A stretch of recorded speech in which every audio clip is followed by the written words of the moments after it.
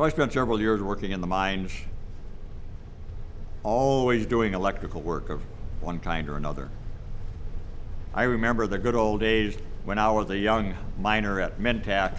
You worked midnight to 8 in the morning, and you got your 40 hours in Thursday morning by 8 o'clock. You didn't have to go back until Tuesday afternoon. Pat and I would have the pack sacks ready. I'd try not to be too tired when I got off of work on Thursday morning, and off we'd go into the boundary waters. We spent many hours. Pat would be in the front of the canoe setting the pace, and I'd be in the back kind of steering, hollering at her not to dog it. And so we spent a lot of time in a canoe, a lot of times in tents, and really got some enjoyment out of the boundary waters. We still go out once in a while. We're slowing down, but we haven't forgotten about the next generation. Especially Pat being an elementary teacher. You think about the life, the world we're leaving for those kids. We want to leave this lake for them, and maybe a little cleaner than when we found it. And copper-nickel mining is a threat to that. More blacktop roads, more waste dumps, more degraded water. We want to stop that. The defining feature of the boundary waters is, in fact, water. There are over 1,000 lakes connected by dozens of streams and rivers. 2 foreign mining conglomerates, Advocacy and Glencore, have been trying to build toxic copper-sulfide mines at the edge of the boundary waters and near Lake Superior. Twin Metals is at the very edge of the boundary waters Canoe area wilderness, and that pollution would extend northwards into the entire wilderness area. The Polymet mine is at the headwaters of the largest tributary of Lake Superior, and so the pollution would flow south from Polymet and contaminate the greatest of the Great Lakes.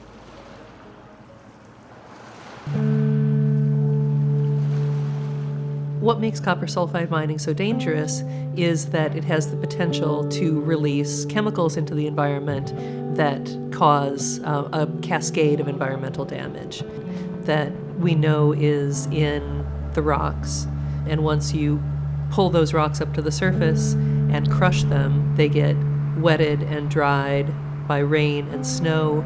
That process leaches out chemicals into the environment that are damaging. There is no doubt that this type of mining would pollute to a devastating effect the St. Louis River watershed, and that water is what goes right through Duluth and into Lake Superior. When you put sulfate into fresh water, it releases nitrogen, phosphorus, mercury.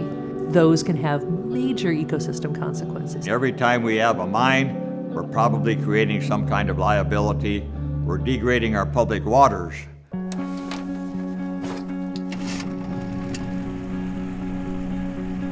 It's very rare to have a clean copper-nickel mine. I don't know of any. And I look to my own personal experience. And I'm thinking about checking conductivity downstream of our iron mining operations. We have 6 operating taconite plants right now in Minnesota. And so I know the area good enough that I can go and find a water sample someplace downstream of every one of those 6 taconite plants. And every one I can find degraded public waters. I'm going to take a quick reading here. The first thing to me is an indication that you've got something in your water. Something is raising that conductivity. It affects your macroinvertebrates, and we always think about wild rice and stuff we can see. 125, 21.0. That's elevated. We're getting the runoff from the Dunca mine site, and that old Dunca mine site has been feeding mineralized water in here for many years. Well, we can't see the little critters out there under the rocks that are the foundation of our food chain for the minnows and the big fish and the game fish, the walleyes we like. Well, when you start screwing around with conductivity, you can damage your macroinvertebrates. You're starting to damage your food chain, and we can't see it. That's the thing. We need our scientific people to be out there looking for that. Sulfate going into waters causes nutrient pollution and also increases in the kind of mercury that contaminates fish and everybody up the food chain.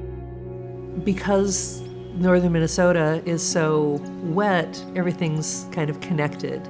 And so any contamination in one place can be pretty easily transported to another place just by water flow and also by dust. Now, if we can't get our 6 operating iron mines cleaned up, why should we think we're going to be able to force the copper-nickel mines to be clean.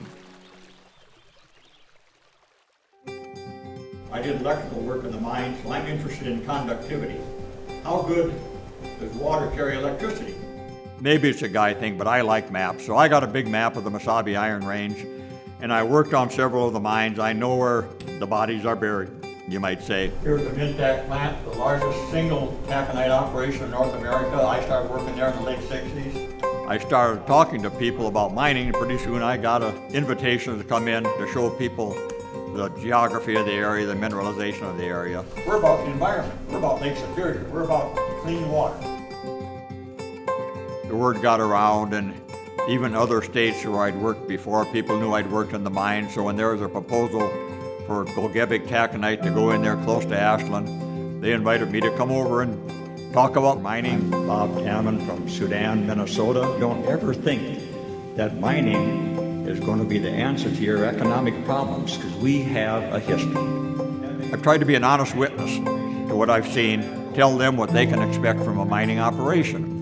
And you know, you might look at the good paychecks and think it's worth it. Then you look at the degraded water and you think, well, we should think twice about this operation. The groundwater is going to run into the mine. It's a sulfide ore body. It's going to be polluted.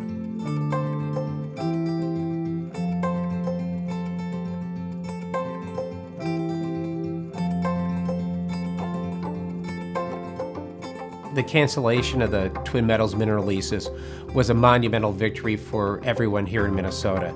And it was a result of the community action by people such as Bob and Pat Tammen and thousands of supporters that we have at Friends of the Boundary Waters Wilderness. Clean water is the basis for our lives, our health, the public health, our economies, our food. It's the basis of everything.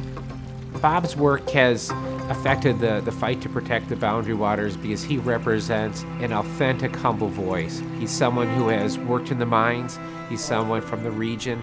He speaks from a voice of true caring about the communities and the people and the environment as well. We should not be unequivocally in support of mining, no matter what the situation is. We should be skeptical about mining. It's less than 1% of Minnesota's economy. The good old days are gone. We have to work to create the good new days, and part of creating the good days again is having a healthy environment. People are coming up north to leave their paychecks up here, and it's not mining, it's quality of life. We're stuck with what we got, and what we're stuck with is a beautiful environment.